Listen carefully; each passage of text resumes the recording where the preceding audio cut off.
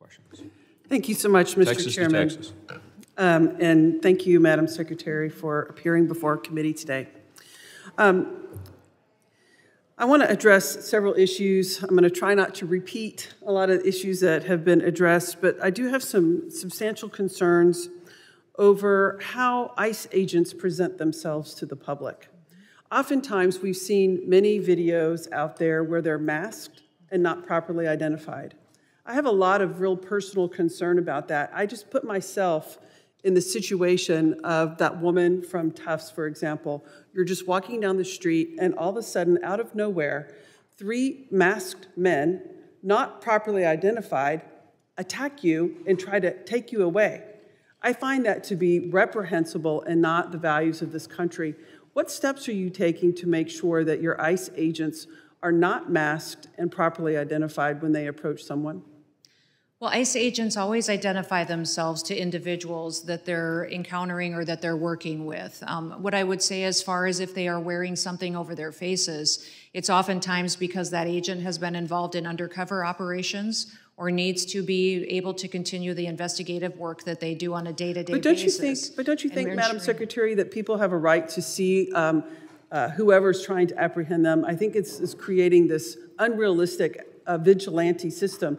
And are you aware that your materials, ICE agents, jackets, and the sorts are available on Etsy for 20 bucks? Anybody can do that, throw a mask on, and run around and terrorizing people of color without any regard for the law, without any regard, because your agency does not have proper protocols to make sure their agents are clearly identified and marked when they're executing their jobs. Our agents do identify themselves. They verbally do that, and then also by the clothing that they're wearing. And if they do have something that is covering some of their facial features, it's for their investigative work or their undercover work that they do as a part of their job duties as well. What I would say is that it is important that we follow the procedures and protocols for every encounter that we have, and they have done that in every situation to the best of my knowledge. Well, I would suggest that your protocols need to be revised, because I don't think it's reasonable for masked men to be apprehending people on the streets. I think that instills a lot of fear. It doesn't instill security in the process.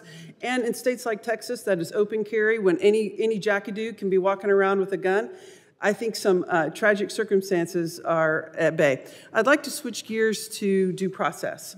I have a lot of concerns about the lack of due process that your agency has been affording people in this country. In Texas, for example, you had rounded up 171 individuals, were preparing to deport them, and it wasn't until the Supreme Court issued an opinion that that was unconstitutional and that their due process rights were being violated did your agency actually stop and adhere to the Supreme Court's opinion. My question to you is, has those efforts ceased in your agency? Are you going to cease trying to deport people without access to due process in the courts of law in compliance with the United States Supreme Court?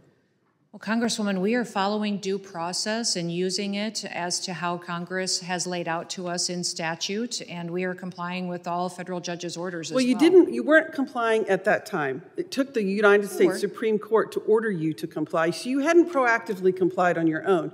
You were intending to wrongfully deport people without access to a court hearing, without access to the rule of law, and that is why it was necessary for the United States Supreme Court, due process does not guarantee a hearing, who issued an opinion ordering you and your agency to comply with the due process rights of the people in this country. That's what separates, that's what makes our country great, is we do have access to due process.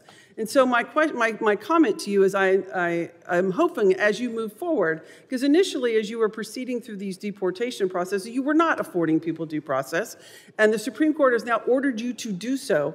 So I am assuming by your testimony that you do intend to comply with the Supreme Court's order moving forward, and we're not going to have any more instances of wrongful deportation without proper access to due process. Is that correct? We are following federal judges' orders, and Good. We are complying with due process we look procedures forward to as that. They are laid out, as Congress has given us those tools to do that. Thank you, Madam Secretary. I have one other question about FEMA.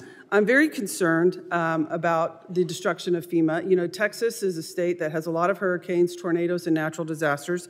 We rely upon FEMA extensively, and I'm very worried about that. And when you are governor, though, you actually utilized FEMA for your own state. So you did recognize at the time when you were serving as a governor that FEMA played an important role in natural disasters within South Dakota. Is that correct? Yes, we had 12 FEMA-related disasters during the 6 years I served as governor of the state of South Dakota. But I just find it, I'm running out of time, but I just find it ironic.